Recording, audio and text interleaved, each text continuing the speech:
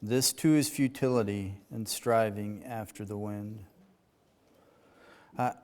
I'm intending on covering the rest of chapter 6 this morning. Let's just say in your notes I'm planning on doing that. I'm probably going to stop us halfway through and sort of redirect us a little bit.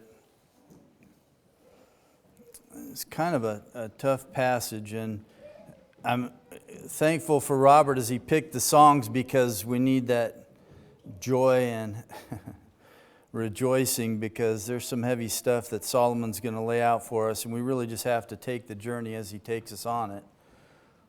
So I didn't want to rush through some of these things, but wanted to spend time here and dwell on the thoughts that he gives us. So we might wind up just hanging a little bit in chapter 6, but just bear with me. We'll come back and look at the rest of the chapter next week. But coming into chapter 6, there's several things that Koheleth is going to deal with, and he's going to touch on really 3 of life's mysteries: riches without enjoyment, labor without satisfaction, and questions without answers. And really, when you look at everything in chapter 6, it's all about that. They raise questions, right, for us. And this is what he does when he deals with the riches without enjoyment, labor without satisfaction. He really does leave us asking questions, even though he may not ask them himself in the passage. The way that he presents everything, it sort of leads us in that direction. But he also gives us some great things to think about. And I have to do this because, when he uses this word havel in Hebrew, it's a pretty elastic term.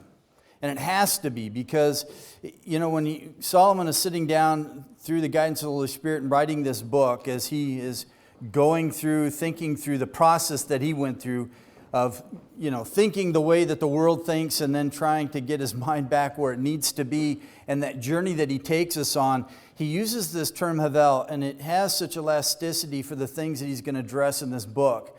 And so, in one sense, it's good to render it just vanity all the way through that, and every translation will pick a word or meaningless and so on, and they will do that, but it takes on different nuances depending on the context in which we find it.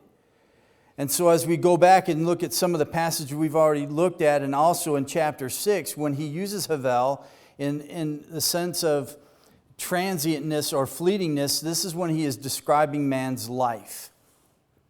He addresses that in chapter 6, verse 12, and then from this point on, he's going to use it in this way as he walks through the next few chapters. The other thing is that he will use havel in reference to that which is perplexing or enigmatic, and he uses it when things seem to contradict the moral order of the world. One such example is in chapter 8, verse 14 of Ecclesiastes. There's futility that occurs on earth. The righteous who get what the wicked deserve, and the wicked get what the righteous deserve.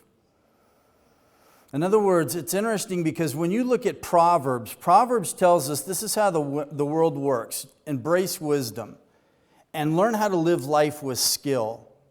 But the thing about Proverbs is that we need to understand that every proverb is essentially, it is a pithy statement of general truth. In other words, there are exceptions. The righteous don't always thrive and have everything, and the wicked don't always fail and falter. Sometimes they have the good things in life.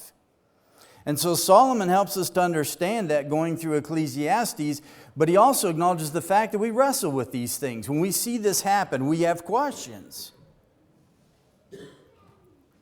And so when he talks about these kinds of things, he will dwell on the enigmatic or the perplexing elements of life. The other thing is that he is going to, from this chapter on through the rest of Ecclesiastes, is he's going to use enigmatic phrases and also phrases like who knows or who can tell or other equivalents to this as he walks through chapter 6 and on through the end of Ecclesiastes. And so he's going to continue to ask these questions. And he's going to challenge us to think as we go through this. So as I said before, chapter 6 is a transitional chapter. And one of the things that is interesting when you get to chapter 6, it's kind of like Proverbs. If you go in Proverbs, just go read through it this week. In the middle of Proverbs chapter 16, starting in verse 6, or verse 9 of chapter 16, begins a grouping. There's three groupings of Proverbs that start in 16:9 and run through 17:1. And there are these parallelisms that run through the grouping, and there's three of them. And the interesting thing is, if you look at the center of Proverbs, you will notice that 16:9 begins with human action and then God's providence. And then the third grouping starts off the same way. The casting of the lot in the lap, God's providence. Every decision is from the Lord. So really what in reality that you have in the middle of Proverbs is, in this book that tells you that you can live life skillfully, you have a reminder God is sovereign and in control of everything. So the outcome may be different than what you expect from your actions. So what's interesting is that when we come to Ecclesiastes, Solomon is going to do a similar thing. He is going to make a transition in chapter 6, verse 9. And this is how he does it. He ends verse 9 with the phrase, notice with me, "This too is futility, striving after the wind." This is the last time he uses this full phrase in Ecclesiastes. In other words, it's used in the first half of the book, but it's not used in the second half of the book. This is a transition point.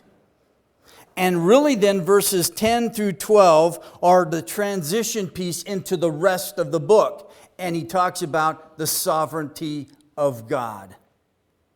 Now I leave that for you to dwell on, but it's interesting how Solomon does that. And in Hebrew, actually, chapter 6, verse 9 is exactly in the very center of the book of Ecclesiastes in the Hebrew text.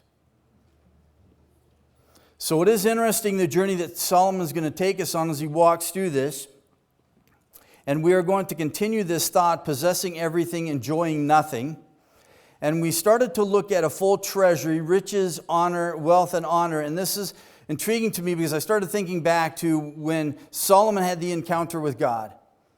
And in 2 Chronicles 1:11 it says this, "And God said to Solomon, because you had this in mind, and did not ask for riches, wealth, or honor, or the life of those who hate you, nor have you even asked for long life, but you have asked for yourself wisdom and knowledge, that you may rule my people over whom I have made you king. Wisdom and knowledge have been granted to you, and I will give you riches, wealth, and honor, such as none before you has possessed, or who will come after you." It is interesting that he uses the exact same phrasing that God uses of him in this passage in chapter 6. In other words, this brings this account to such meaningfulness for Solomon as he recounts this. In other words, he's not merely speaking from observation, but there is this element of experience that he's referring to. But nonetheless, he is going to draw this observation, and we would all have it. How fortunate would be a person who lacks nothing. And this is what we find in the first part of chapter 6, verse 2.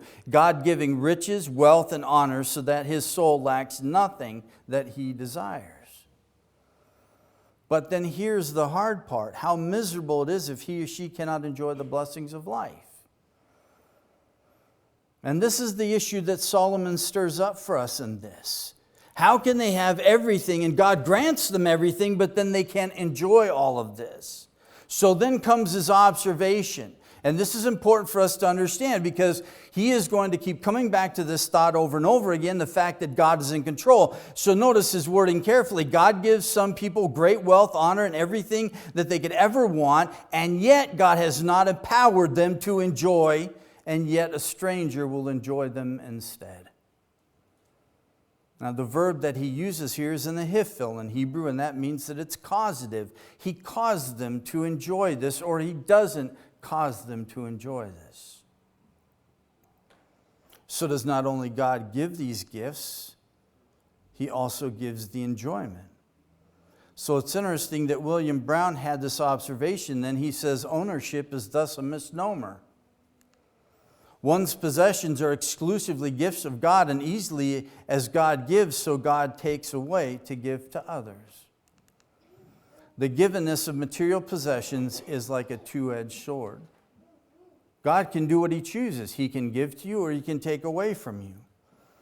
In Paul's experience in Philippians 4, he talks about this, that I have learned the secret of contentment in any and every situation in life, right?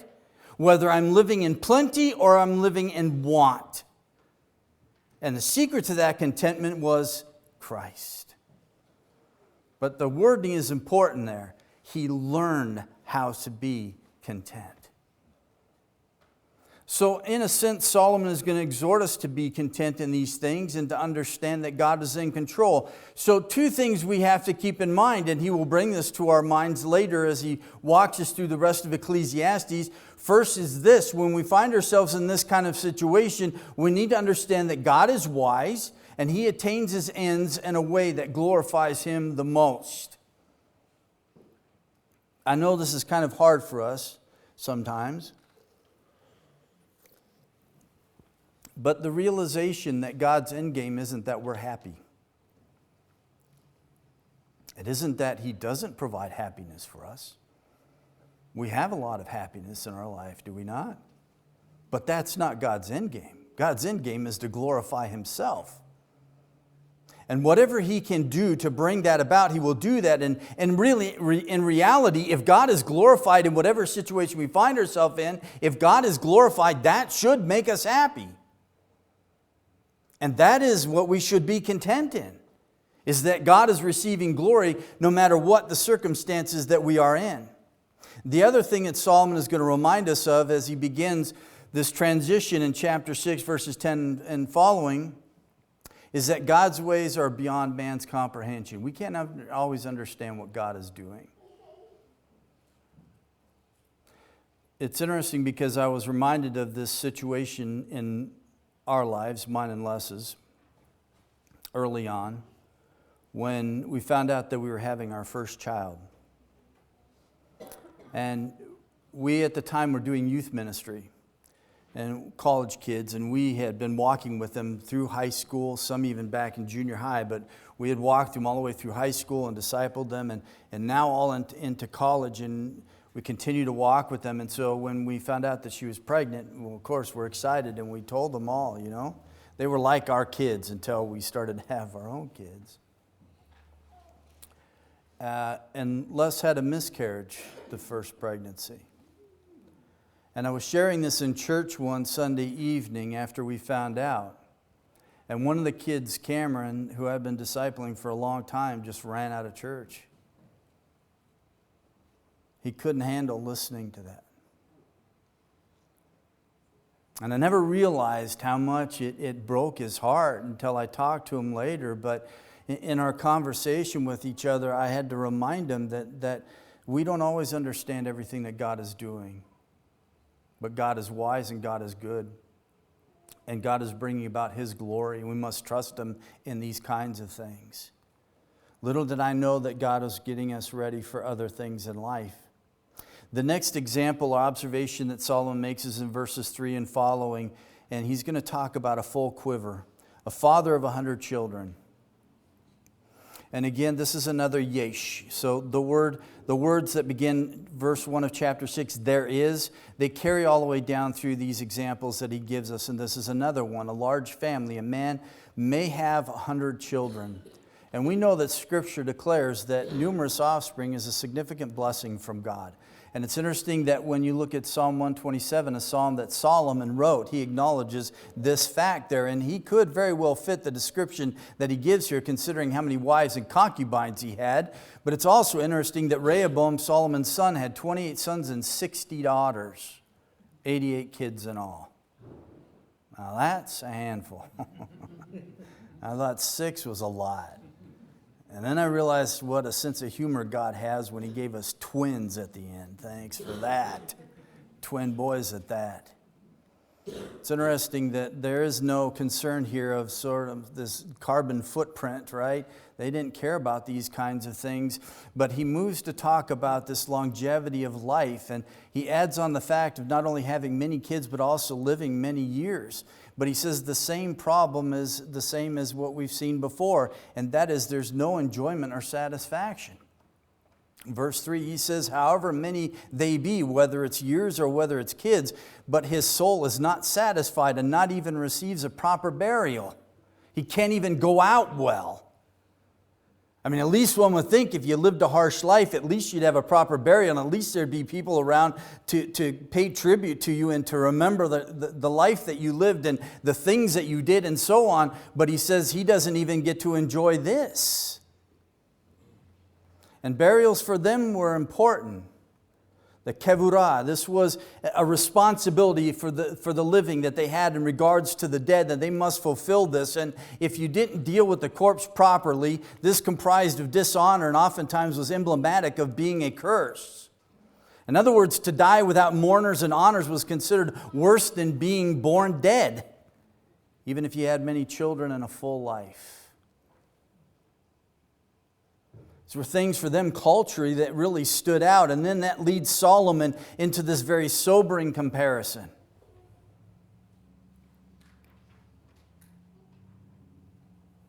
And it's interesting the examples, the analogies, the illustrations that he chooses in this book. Because he has a way of halting us and not wanting us to go past quickly, but to ponder what he's really saying to us. And really what he's saying to the world.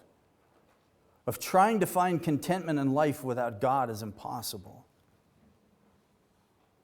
So he brings this comparison in verses 3 and following. He says, better is the miscarriage than he. Literally, I would render it stillbirth, and that is what the term is. And we find it in Job chapter 3, verse 16. As he opines, he says, better off as a miscarried or stillborn infant rather than having suffered the loss of all his children, possessions, and health. This is his lamentation. I find this interesting with Job because remember how Job chapter 1 begins, right? Job is stated as declaring that the Lord gives, the Lord takes away, blessed be the name of the Lord. Yes, he rips his clothes and he shaves his head, but he also then falls down and worships God.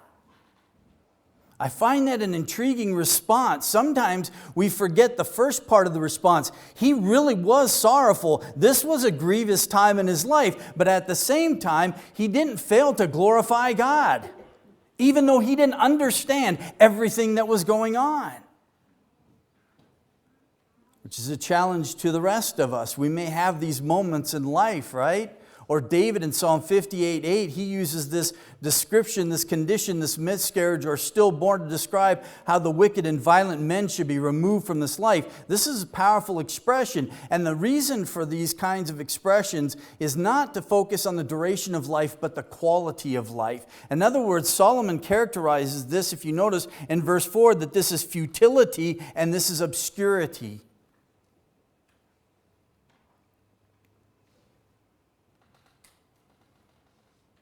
And he is saying this is better for you than for you to live your life, to have everything your heart could desire, and then not being able to enjoy it. You're better off being stillborn. Or as he renders it in verse 4, no memory of a stillborn infant. Now some have suggested in verse 4, in reference to this, that he ends the verse and its name is covered in obscurity. Some have taken this to suggest that maybe the child wasn't named. And that was a part of the custom back then. So it wouldn't be unusual. They didn't normally name a child that was miscarried or stillborn. And the reason for this was that they thought that it would help them be able to deal with the grieving easier if they didn't put a name to the child. But in reality, the Hebrew is very clear for us, and he means this, that no one recognizes the name. In other words, the child is given a name, but the fact that the child never enters into the sphere of existence, no one knows its name. We know each other because we experience each other. We go through experiences in life. I know you because I see your character and I see things about you and know and learn things about you. And so there's this identity that you can see in regards to the name now. But with a child that was never brought into existence with everyone else and no one interacting with that child, no one knows its name. It's an intriguing passage. Because little did I know, we had, Les had a miscarriage, 2 of them before we had Ian. The second one she had in Russia, and that was a tough one because we had no access to a hospital. And as you know, those who have a miscarriage, the child still has to pass. And if the child doesn't pass, then a lot of things can go really, really wrong. Well, we had no means of getting to a hospital or anything like that, and no health care. There was no such thing there. And so we just had to trust God and walk through it together. But all through these times, God had prepared us, because here we are before the twins came. Les was pregnant again. And this was after a series of miscarriages. And this time, she had our stillborn daughter, Lizzie. And that was a tough one, because with the other miscarriages, you don't see the child, really. But when Lizzie was born, Les had to go through the whole process of giving birth to her. And then they wrapped her up, and then we held her. And I can still see her face today. She's buried now in Ridgefield, and that was a tough time for us as a family. We didn't have anyone alongside of us. It was just me, Les, and the kids, and we thought it's better for us to go through this like this. But we asked Kayla, and Kayla named her, and we remember her name. But there's others who don't, and there's many who won't, because she never entered into existence with the rest of us, not like this. Solomon says this is so much better than having everything you want and not being able to enjoy it. So Solomon is going to draw on this imagery, and it has well been said by one that better to miscarry at birth than to miscarry throughout one's life. This is the point that he makes. And this is the emptiness and the frustration of life without God. And the encouragement that we have as believers when we walk through these things is that we know that we can have contentment no matter what happens. Because we stand at this point in God's revelation to us. But we need to try to understand what Solomon was going through. And we need to understand what the world is going through. And we need to be able to explain to the world the futility of their existence without God in their life. Child knows no frustration, Solomon says, verse 5. They don't know frustration. They don't know disappointments. They don't know enigmas of life under the sun. It's unrecognized futility better than recognized and experienced futility. It's better not to go through this, right? As the saying goes, better to have loved and lost than to not have loved at all. Solomon says, not so. Not so with this. And he goes on to say that the child has rest. He and she does not have to endure the conflicts of life under the sun. And this is where he ends us in verse 5. It is better off than he. And literally it is this in the Hebrew. More rest has this one than that one. There is rest for this child because they don't have to deal with the futility of everything in life. They don't have to deal with the frustrations. They don't have to deal with the enigmas. They don't have to wrestle with the questions that we have.